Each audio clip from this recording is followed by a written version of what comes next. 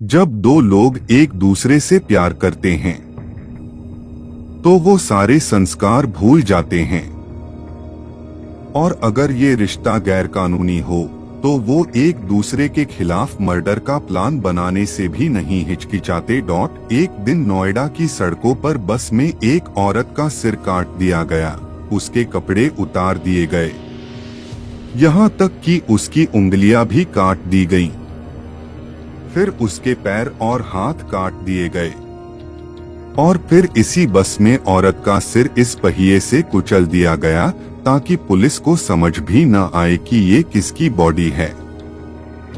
इतनी बेरहमी से घटना को अंजाम देने के बाद कातिल ने बहुत सावधानी से इन बॉडी पार्ट्स को ऐसी जगह फेंका कि पुलिस चाहकर भी कातिल को ढूंढ न पाए।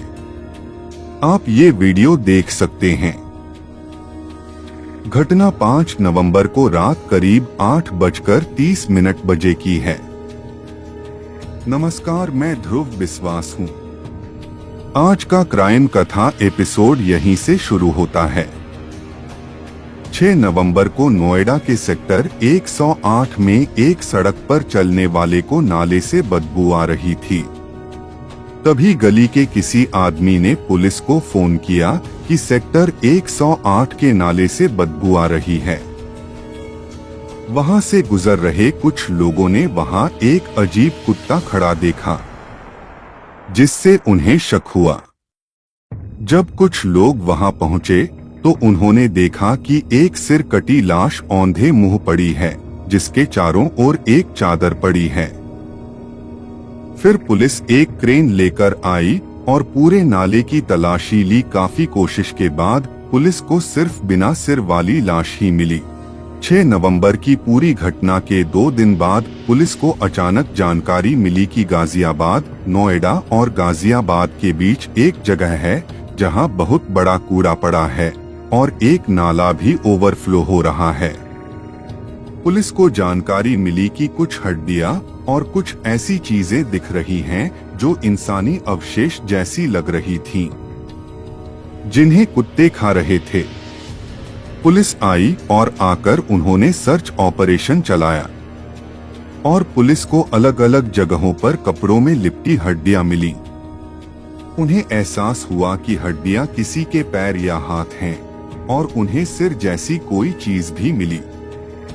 जब पुलिस को हाथ, पैर और हड्डियों के आसपास कुछ मिला तो उन्हें एक अंगूठी और एक पायल भी मिली।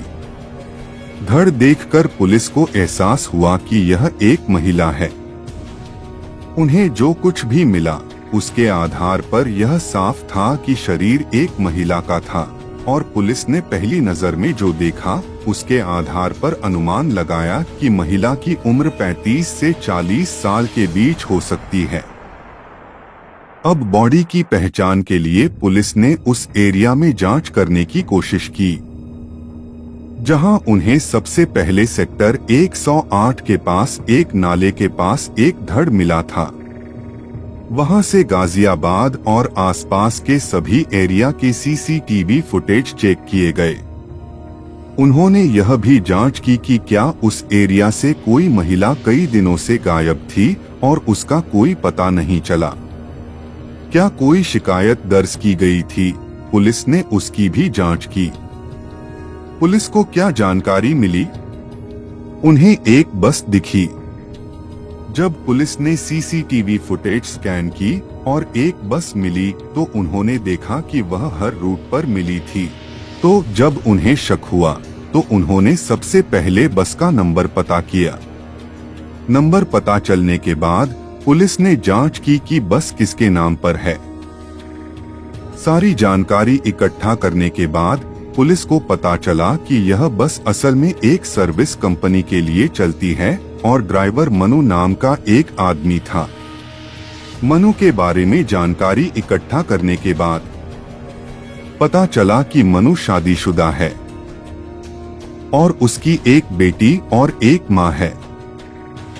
वह नोएडा में रहता था। मनु ने पुलिस को बताया कि उसकी एक दोस्त है जिसका नाम प्रीति यादव है। अब पुलिस ने प्रीति यादव के बारे में जानना शुरू किया। क्योंकि मनु की पत्नी घर पर थी, उसकी बेटी भी घर पर थी। पुलिस को शक हुआ कि प्रीति कहाँ है। प्रीति सिर्फ 34 साल की थी और उसके 2 बच्चे थे। प्रीति यादव अपने पति से अलग रहती है और उसका पति उससे बहुत बड़ा है। पुलिस सबसे पहले प्रीति के घर पहुंची, जो उसके पति का घर था। उन्होंने उससे पूछा कि क्या वह अपनी पत्नी के बारे में कुछ जानती है। पति ने बताया कि उसने आखिरी बार उससे 3 दिन पहले बात की थी। उसके बाद उसका कोई कॉल या कुछ भी नहीं आया। उसने बच्चों से भी बात नहीं की। पुलिस को शक था कि प्रीति शायद गायब हो गई है। इसके बाद मिली कुछ जानकारी और दूसरी चीजें सभी पतियों को दिखाई गईं। बच्चों को बॉडी दिखाई गई तो उन्होंने कहा कि यह प्रीति की ही बॉडी है। उसके बाद इसे डीएनए टेस्टिंग के लिए भेजा गया। बच्चों के सैंपल लिए गए और उनकी सारी चीजें डीएनए टेस्टिंग के लिए भेजी गईं। अब सवाल यह है कि प्रीति को किसने मारा, उसका मनु से क्या रिश्ता है। अब पुलिस जानना चाहती है सब कुछ कैसे शुरू हुआ। पुलिस को शक सिर्फ मनु पर था। पुलिस को एहसास हुआ कि मनु के साथ कुछ गड़बड़ है और उन्हें जानकारी मिल रही थी कि वह मनु के साथ रिलेशनशिप में हो सकती है। जब उन्होंने इस पूरे मामले में प्रीति की कहानी खोलनी शुरू की तो उन्हें पता चला कि प्रीति एक फैक्ट्री में काम करती थी जहां मनु की मां भी काम करती थी। मतलब प्रीति मनु की मां की दोस्त थी और मनु कभी कभी अपनी मां से मिलने फैक्ट्री जाता था।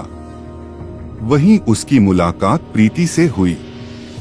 उसे प्रीति भी अच्छी लगी और उसके बाद वे दोनों बातें करने लगे और अब कहानी यह है कि उनके बीच एक रिश्ता शुरू होता है, यानी एक नाजायज रिश्ता। दूसरी तरफ मनु की भी शादी हो चुकी थी। उसकी एक छोटी बेटी भी थी। प्रीति की मां, मनु की मां और प्रीति साथ में काम पर जाती थीं। अब इन दोनों का रिश्ता चलता रहता है। लेकिन फिर कहानी में एक ट्विस्ट आता है। पुलिस ने इसी आधार पर मनु को गिरफ्तार कर लिया। फिर उसने पुलिस को बयान दिया। उसने सब कुछ विस्तार से बताया। प्रीति लगातार उस पर दबाव बना रही थी।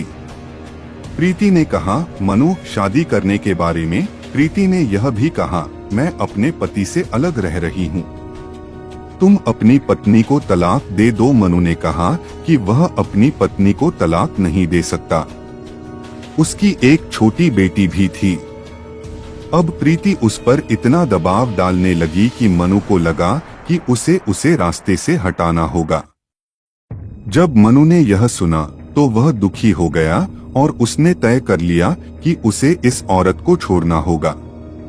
मनु ने पुलिस को आगे बताया कि प्रीति उसके साथ ऐसा बर्ताव करती थी जैसे वह उसकी पत्नी हो। वह उसकी सैलरी रख लेती थी और उसे उसकी पत्नी से बात भी नहीं करने देती थी।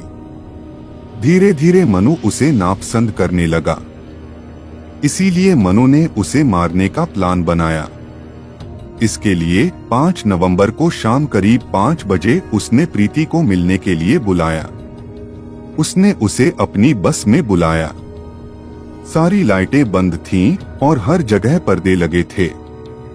यह एक एसी बस थी और उसने कुल्हाड़ी बस के नीचे छिपा दी थी जिसमें वह पहले ही चढ़ चुका था। पहले वह उसे सेक्टर 100 ले गया। वहां उन्होंने मैगी खाई, बातें की, मजाक किया। फिर प्रीति बस में चढ़ गई और उसका बॉयफ्रेंड मनु भी चढ़ गया। लेकिन मनु ने पहले ही तय कर लिया था कि वह प्रीति को बस से बाहर निकालेगा, चाहे कुछ भी हो जाए। वह बस चलाता है और बस को एक सुनसान जगह पर रोक देता है। क्योंकि वह बस में अकेली थी, इसलिए बस रोकते ही वह उसे मार देता है। इसलिए वह बस रोक देता है। बस रोकने के बाद वह अपने पास रखी दरांती उठाता है और प्रीति का गला काट देता है। गला काटते ही प्रीति का सिर फट जाता है। इसके बाद भी इस राक्षस मनु को कोई पछतावा नहीं होता। वह इतनी बेरहमी से मारता है। वह पहले उसके हाथ काट देता है, उसके पैर और यहाँ तक कि उसकी उंगलियां भी छोटे छोटे टुकड़ों में काट देता है, ताकि अगर पुलिस फिंगरप्रिंट मिलाकर बॉडी की पहचान करने की कोशिश करे तो वह ऐसा न कर सके। लगभग आधे घंटे तक नोएडा में इसी बस में एक औरत की बॉडी के टुकड़े किए जाते रहे और किसी को पता भी नहीं चला, क्योंकि उसने पूरी बस को इस तरह से अंधेरा कर दिया था। अब होता यह है कि यह सब करने के बाद वह लगभग 25 किलोमीटर दूर बॉडी को ले जाता है। सेक्टर 108 के सामने एक नाला है। यह बस 25 किलोमीटर तक चलती रहती है। नोएडा की सड़कों पर उसके अंदर एक औरत की लाश है। सिर अलग है, धड़ अलग है और उंगलियां अलग हैं। वह उसे उठाता है, धड़ को चादर में लपेटता है और फेंक देता है। फिर वह सीधा आगे बढ़ता है और गाजियाबाद के पास कहीं पहुंचता है। वहां इस्लाम इलाके में एक नाले के पास रात में जब वह देखता है कि कोई नहीं है तो वह सिर निकाल लेता है। वह बस का पहिया सिर पर रख देता है। वह सिर को एक बार नहीं, 2 बार नहीं, बल्कि 5 बार कुचलता है ताकि किसी को पता न चले, और फिर उसे नाले में फेंक देता है। यह सब करने के बाद मनु बस को साफ करता है। वह उसे वापस डिपो पर लाता है जहां वह उसे पार्क करता था और फिर उसे साफ करता है। गाजियाबाद में लाश को फेंकने के बाद जो भी शरीर का हिस्सा मिलता है, जो भी शरीर का हिस्सा फेंक दिया जाता है। जब मनु बस लेकर डिपो लौटता है तो वह उसे करीब 4 बार साफ करता है। वह खून के धब्बे या कुछ और हटाने के लिए बस को 4 बार पूरी तरह धोता है। 4 बार धोने के बाद उसने औरत के कपड़े उतार दिए, क्योंकि उसने उन्हें इसलिए उतारा था ताकि पुलिस को पता नहीं चलेगा। उसने नंगी बॉडी फेंक दी, इसलिए उसने कपड़े और हथियार रेलवे ट्रैक के पास फेंक दिए और फिर बड़े आराम से घर चला गया। अब जब पुलिस को पूरी घटना समझ में आई तो वे जानना चाहते हैं कि क्या आपने यह पहले से प्लान किया था या आपने मौके पर ही सब कुछ प्लान किया था, क्योंकि जिस तरह से आप प्लानिंग कर रहे थे या जो आप मान रहे हैं उससे साफ है कि आप बहुत गुस्से में थे और यह एक पहले से प्लान किया हुआ मर्डर था।